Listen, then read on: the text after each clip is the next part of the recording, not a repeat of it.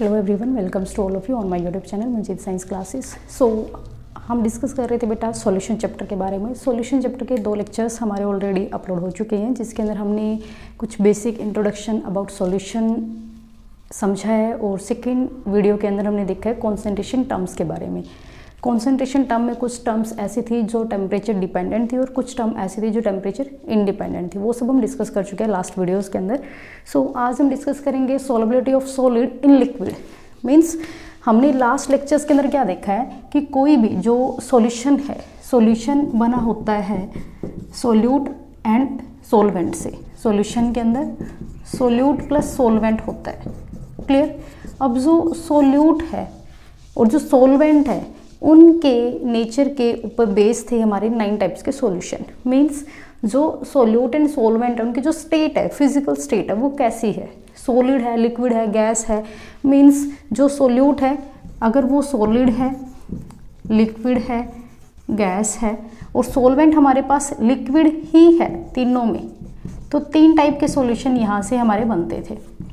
अगर second case के अंदर हम सॉल्वेंट को लिक्विड की जगह गैस ले लेंगे तो 3 टाइप के केस वहाँ से बनेंगे, 3 टाइप के सॉल्यूशन वहाँ से बनेंगे।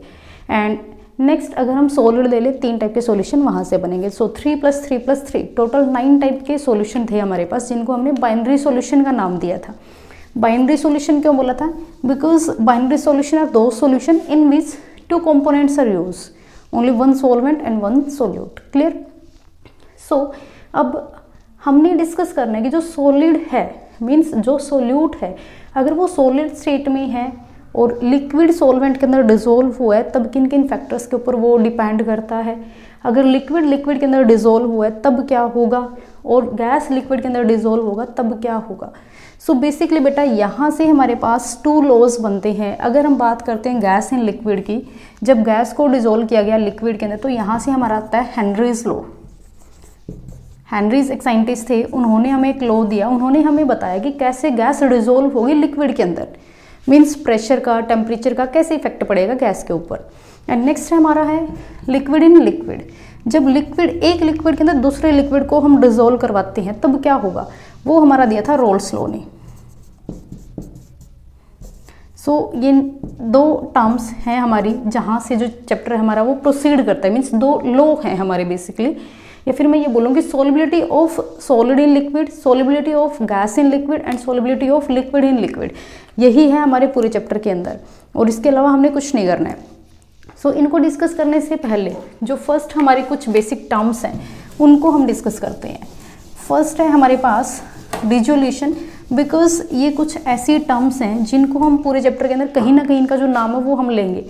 अगर मैं कहीं पे भी चैप्टर के अंदर बोलती हूँ सैचुरेटेड सॉल्यूशन बन गया या फिर अनसैचुरेटेड सॉल्यूशन बन गया, तो आपको पता होना चाहिए सैचुरेटेड सॉल्यूशन क्या है, अनसैचुरेटेड सॉल्यूशन क्या है या फिर डिसोल्यूशन क्या है। मीन्स डिसोल्यूशन का हम नाम हर जगह पे यूज़ करेंगे, इसलिए हम इन टर्म्स को पहले ही पढ़ रहे हैं कि इनका मतलब है क्या, इनके अंदर होता क्या है। सो फर्स्ट बेटा डिसोल्यूशन। डिसोल्यूशन का मतलब है डिसॉल्व करवाना। डिसोल्यूशन एक ऐसी प्रोसेस है जिसके अंदर जो सोल्यूट है वो डिसॉल्व होगा सॉल्वेंट के अंदर और किसी भी एक सॉल्यूशन की फॉर्मेशन करेगा। Dissolution is a process in which a solute dissolve in solvent to form a solution. Clear. Solute dissolve होगा सॉल्वेंट के अंदर, क्यों डिसॉल्व होगा? सॉल्यूशन को बनाने के लिए। Next is crystallisation. Crystallisation is just opposite of the dissolution, इसका जस्ट उल्टा है।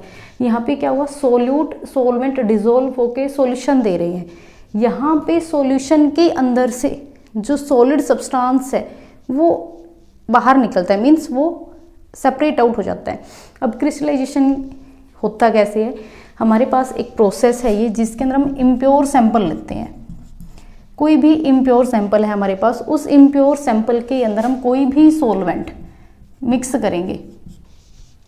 क्लियर।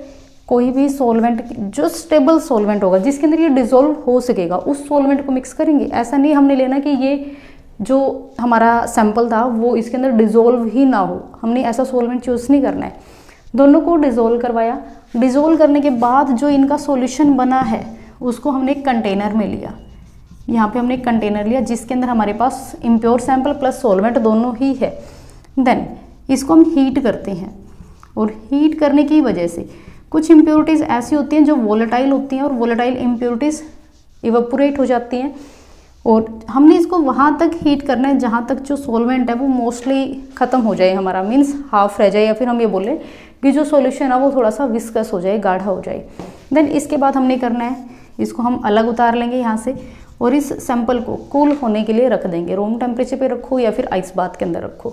जैसे ही इसको आइस बाथ के अंदर रखेंगे तो इस कंटेनर के अंदर कुछ क्रिस्टल्स हमें नीचे मिलेंगे, और जो सॉल्यूशन है जो अलग था, मीन्स जो ये इम्प्योर सैंपल था, इसके अलावा जो सॉल्यूशन था या फिर सॉल्वेंट था, कुछ सॉल्वेंट इवेपोरेट हो जाएगा, कुछ सॉल्वेंट अभी भी बचा होगा, इसके अंदर में भी बचा हो, तो जो ये क्रिस्टल हैं इनको हम फिल्टर आउट कर लेंगे। सॉलिड सब्सटेंस बना है, ये हमारे होते हैं प्योर सैंपल के क्रिस्टल, और इसी प्रोसेस को, जस्ट इस प्रोसेस को, मीन्स इम्प्योर सैंपल से प्योर सैंपल को ऑब्टेन करने के लिए जो हम प्रोसेस का यूज़ कर रहे हैं, इस प्रोसेस को बोलते हैं crystallisation. Clear. Next is saturated solution. Saturated solution, unsaturated solution and super saturated solution, 3 type के सॉल्यूशन होते हैं बेटा। सैचुरेटेड सॉल्यूशन क्या है? अगर हमारे पास कोई भी सॉल्वेंट है, इससे पहले हम अनसैचुरेटेड सॉल्यूशन को समझते हैं। अनसैचुरेटेड सॉल्यूशन क्या होता है? फॉर एग्जांपल, हमने कोई भी कंटेनर लिया, उसके अंदर हमारे पास कुछ अमाउंट ऑफ सॉल्वेंट है, से हम मान लेते हैं वाटर है, और वाटर हमने माना 20 ml है। 20 ml वाटर के अंदर मैंने 1 स्पून शुगर ऐड किया, और जैसे ही मैंने 1 स्पून शुगर ऐड किया, मैंने उसको डिज़ोल्व किया स्टिर करके, तो वो जो शुगर है वो डिज़ोल्व हो गया। देन 1 स्पून अगेन फिर ऐड किया, वो भी डिज़ोल्व हो गया। 3 स्पून ऐड किया, वो भी डिज़ोल्व हो गया। मीन्स जो मैं चीनी ऐड कर रही हूँ वो डिज़ोल्व होती जा रही है इस सॉल्यूशन के अंदर, इस पानी के अंदर बेसिकली। सो जो यहाँ पे सोल्यूट के ऐड करने से, मीन्स जो मैंने 1 स्पून 2 स्पून 3 स्पून जो डाले थे, उनकी वजह से, उनके ऐड होने की वजह से जो सॉल्यूशन है उस पर कोई इफेक्ट नहीं पड़ रहा, मीन्स वो डिज़ोल्व करता जा रहा है, करता जा रहा है। तो जो हमारा ये सॉल्यूशन बनेगा उसको हम बोलेंगे अनसैचुरेटेड सॉल्यूशन। Unsaturated solution.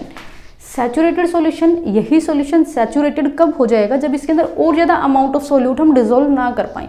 से मैंने इसके अंदर 10 स्पून ऐड कर दिए, 10 स्पून शुगर के डाले, और हम देख रहे हैं कि जो शुगर है वो डिज़ोल्व हो ही नहीं रही उसी नॉर्मल टेम्परेचर के ऊपर।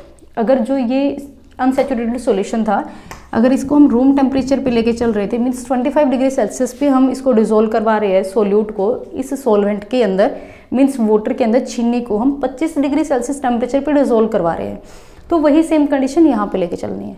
ऐसा नहीं कि आप सॉल्यूशन को हीट कर दोगे। अगर हम 10 स्पून ऐड करते हैं और जो शुगर है वो डिज़ोल्व होना बंद हो जाती है, से मैंने एकदम से 10 स्पून नहीं डाला है, 1 2 3 4 5 6 7 8 डिज़ोल्व हो रहा था, देन 9 डाला, डिज़ोल्व हो गया, 10 डाला, तो उसके बाद डिज़ोल्व होना बंद हो गया। सो जिस टाइम हम सोल्यूट के अंदर, सॉल्वेंट के अंदर और ज़्यादा सोल्यूट की अमाउंट डिज़ोल्व ना कर पाए, उस टाइम पे जो हमारा सॉल्यूशन होगा उसको हम बोलेंगे सैचुरेटेड सॉल्यूशन। जो सॉल्यूशन है वो सैचुरेटेड हो चुका है, उसका सैचुरेशन पॉइंट आ चुका है, मीन्स अब वो अपने अंदर और ज़्यादा सोल्यूट को डिज़ोल्व नहीं करवा सकता। Clear. And next is super saturated solution. अब सैचुरेटेड से भी ऊपर उसको बोलते हैं सुपर सैचुरेटेड सॉल्यूशन। अब अगर हमारी जो ये सॉल्यूशन था जिसके अंदर हमने 10 स्पून शुगर को ऐड किया था वो डिज़ोल्व नहीं हो रही थी, और मैं अगर आपको ये बोलूँ कि मैं इसके अंदर 20 स्पून डिज़ोल्व करवा दूँगी, बट उसकी कंडीशन क्या होगी? आपको ये टेम्परेचर चेंज करना पड़ेगा, जो टेम्परेचर है वो चेंज करना पड़ेगा। हम सॉल्यूशन को हीट करेंगे, हीट करने के बाद उसके अंदर ज़्यादा अमाउंट में सोल्यूट को हम डिज़ोल्व करवा देंगे उसी सॉल्यूशन में जिसके अंदर पहले सोल्यूट डिज़ोल्व नहीं हो रहा था। सो उस टाइम पे जो सॉल्यूशन बनेगा, मीन्स जितना वो डिज़ोल्व करवा सकता था उससे भी ज़्यादा हमने उसके अंदर डिज़ोल्व करवा दिया, उस टाइम पे जो सॉल्यूशन बना उसको बोलेंगे super saturated solution. For example हमारे पास है चाशनी। जब भी हम चाशनी बनाते हैं तो हम क्या करते हैं, हम उस सॉल्यूशन को हीट करते हैं, साथ के साथ हीट करते रहते हैं, साथ के साथ उसके अंदर जो शुगर है वो डिज़ोल्व होती रहती है। और जैसे ही आपने हीटिंग स्टॉप की, उस सॉल्यूशन को आपने कूल होने के लिए रख दिया, तो उसके अंदर जो शुगर के ग्रैनुअल्स हैं, जो शुगर के क्रिस्टल थे, वो सेपरेट आउट हो जाएंगे, मीन्स वो दोबारा फिर क्रिस्टलाइज हो जाएंगे। क्लियर। जब तक हीट करते रहोगे तब तक वो डिज़ोल्व रहेगी शुगर, तो उस टाइम तक हम उस सॉल्यूशन को बोलेंगे सुपर सैचुरेटेड सॉल्यूशन। अगर हम ठंडा होने के लिए रख देते हैं तो वो सॉल्यूशन ना रह के वो क्रिस्टलाइज हो जाता है दोबारा, फिर जो हमने अमाउंट ऑफ सोल्यूट डिज़ोल्व किया था वो अगेन अपने सोलर स्टेट के अंदर वापस आ जाता है। क्लियर। सो ये थी कुछ बेसिक टर्म्स बेटा जो हम डिस्कस करेंगे, जिनका हम नाम यूज़ करेंगे इस चैप्टर के अंदर। आई होप आपको वीडियो समझ आई हो। अगर कहीं भी कोई भी प्रॉब्लम है आप कमेंट कर सकते हो, डेफिनेटली आपको उसका जवाब मिलेगा।